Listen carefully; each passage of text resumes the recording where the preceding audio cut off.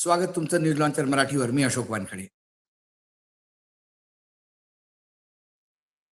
विश्वास नागरे पाटील एक असं नाव की ज्या नावाभोवती महाराष्ट्राचे युवा नतमस्तक होतात,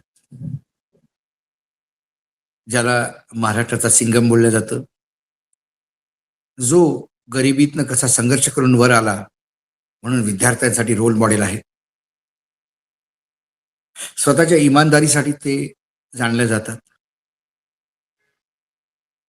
आणि 1997 बॅचचे महाराष्ट्र कॅडरचे IPS ऑफिसर, त्यांचं एक वलय होतं. ते महाराष्ट्र म्हणजे मुंबईमध्ये ॲडिशनल डायरेक्टर जनरल या पोस्टवर काम करत होते. पण नागपूरमध्ये जी स्थिती आहे तिथे नागपूरची कायदा व्यवस्थेची जी स्थिती होती ती अतिशय बिघडलेली होती. मुख्यमंत्री नागपूरचे, त्यामुळे विधानसभेमध्ये प्रश्नांचा भडीमार. त्यासाठी ज्या आता बदल्या झाल्या त्यात विश्वास नागरे पाटलांना नागपूरला पाठवण्यात आलं. त्यामुळे नागपूरमध्ये अँटी करप्शन ब्युरोमधनं जे ॲडिशनल डायरेक्टर जनरल पोस्टवर होते ते कमिशनर म्हणून आले.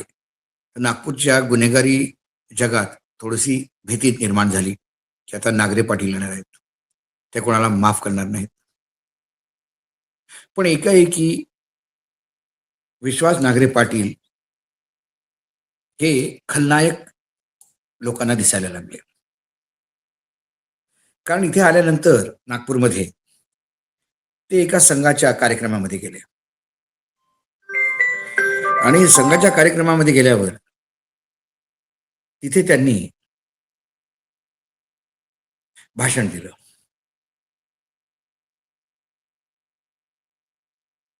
हिंदू सभेचं भाषण होतं ते, आणि त्या भाषणात हिंदीमध्ये ते बोललेत की बाबा, राष्ट्रीय स्वयंसेवक संघ म्हणजे देशप्रेम, देशासाठी निष्ठा आणि डिसिप्लिन यांनी 100 वर्ष पूर्ण केले. हेगडेवार यांनी स्वातंत्र्य सैनिक होते, त्यांनी देशासाठी स्वातंत्र्यासाठी लढा दिला आणि मग आज त्यांना पण म्हणजे त्यांची पण त्यांनी स्तुती केली. आणि हे हिंदू समाजचं अधिवेशन होतं 2025चं.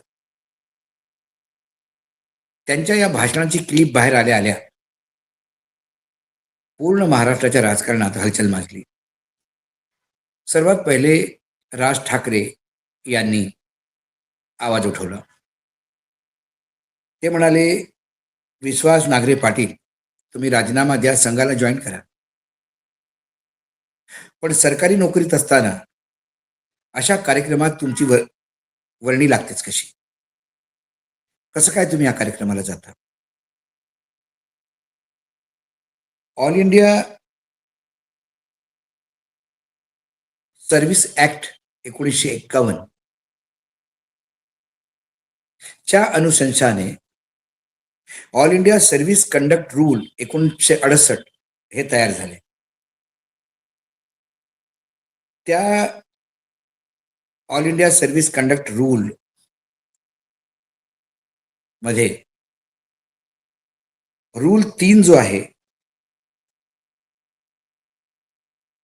तो पॉलिटिकल न्यूट्रलिटी गोष्टी करतो. तो रूल ड्युटी कशी तुम्ही समर्पण असेल प्रदेशासाठी किंवा आपल्या कामासाठी समर्पित कसं कसाल हे सांगतं. रूल 5 क्लिअर म्हणतं की कुठल्याही पॉलिटिकल ऍक्टिव्हिटीमध्ये किंवा कुठल्याही अशा संघटनेच्या कार्यक्रमामध्ये जिथे एक विशिष्ट धर्माचा असो याचा असो तिथे भाषण करणं हे या रूलच्या विरुद्ध आहे. राज ठाकरेंनी आरोप लावला की 2012 मध्ये जेव्हा महाराष्ट्र नवनिर्माण सेनेचा मोर्चा निघाला रजा अकॅडमीच्या विरुद्ध, त्यावेळेला एका कॉन्स्टेबलनी एक पोस्ट टाकली राज ठाकरेच्या समर्थनार्थ, आणि त्याला लगेच कंपल्सरी सुट्टीवर पाठवलं गेलं. त्याच्यावर त्याला शिक्षा झाली. कारण त्यावेळेला सुद्धा all India service conduct rule 1968चा हवाला देण्यात आला. राज ठाकरे म्हणतात की हा आता हवाला जो आहे तो विश्वास नांगरे पाटलांसाठी का नाही? विश्वास नांगरे पाटलांना अशा कार्यक्रमात जायसाठी आपल्या वरिष्ठांची परमिशन घ्यावी लागते, हे सुद्धा त्या रूलमध्ये आहे. पण ते काय त्यांनी परमिशन घेतली असेल का? पण आता गृहमंत्री देवेंद्र फडणवीसच आहेत आणि त्या संघाला किती डिव्होटेड आहेत. त्यामुळं मागच्या डेटमध्ये अप्लिकेशन घेऊन स्वतःच परमिशन देण्याची त्यांनी जर गोष्टी केल्या तरी आश्चर्य वाटायला नको.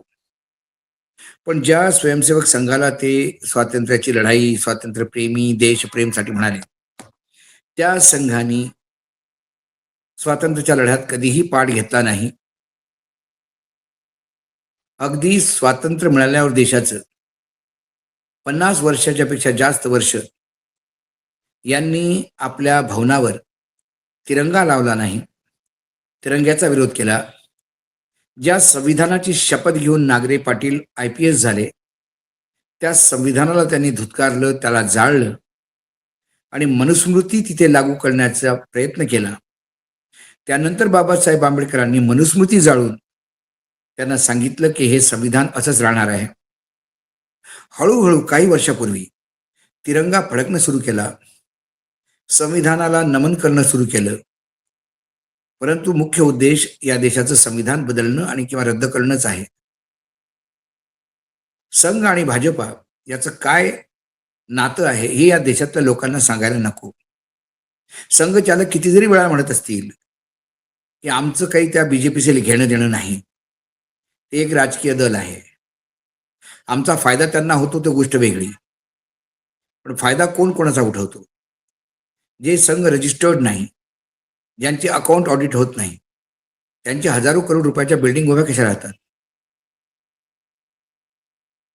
जर विश्वास नांगरे त्या कार्यक्रमाला जाऊन संघाबद्दल एवढं चांगलं बोलले, ते त्यांचे विचार असू शकतात. मग याचा अर्थ संघाचा संविधानाला विरोध, राज्यघटनेला विरोध, त्यालाही त्यांचं समर्थन आहे. बंच ऑफ थॉट जे संघचालकांनी लिहिलं, त्यालाही समर्थन आहे. संघाच्या प्रत्येक कृतीला त्यांचं समर्थन आहे.